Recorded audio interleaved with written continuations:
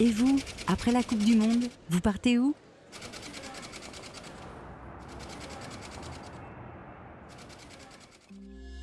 XL Airways, l'avion plus malin.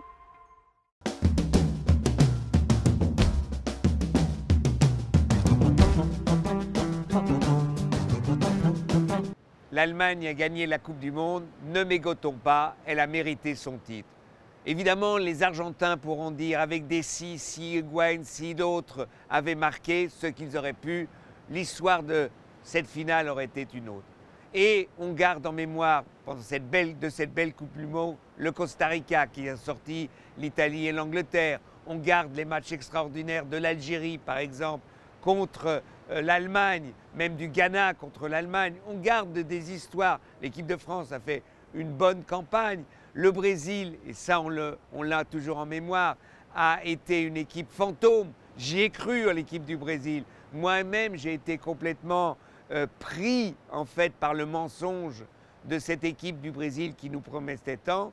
Bref, nous avons vécu une belle Coupe du Monde, mais cela ne veut pas dire que les critiques qui sont faites au Brésil, qui ont été faites au Brésil, qui sont dans la tête de beaucoup de gens contre la FIFA, soient des critiques inutiles. Au contraire, il faut en finir avec la dictature de la FIFA, il faut en finir avec le fait de la préemption de la FIFA sur une partie du territoire brésilien. Le président de la FIFA doit être reçu, c'est dans le contrat, comme un chef d'État. Non, un président de la FIFA n'est pas un chef d'État. Il est président d'une organisation soi-disant non à but non lucratif, ce qui n'est pas le cas. Il faut en finir avec la dictature de la publicité, que ce sont les sponsors en fait qui prennent tout en main et qui dominent dans la superstructure de la Coupe du Monde ou des Coupes du Monde.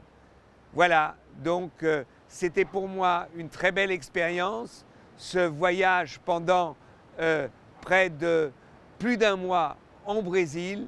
Et bien maintenant, je vous donne rendez-vous en décembre et là, vous découvrirez le film Football 2014, car les webblogs, ce n'est pas le film, c'était simplement un making-of de notre voyage.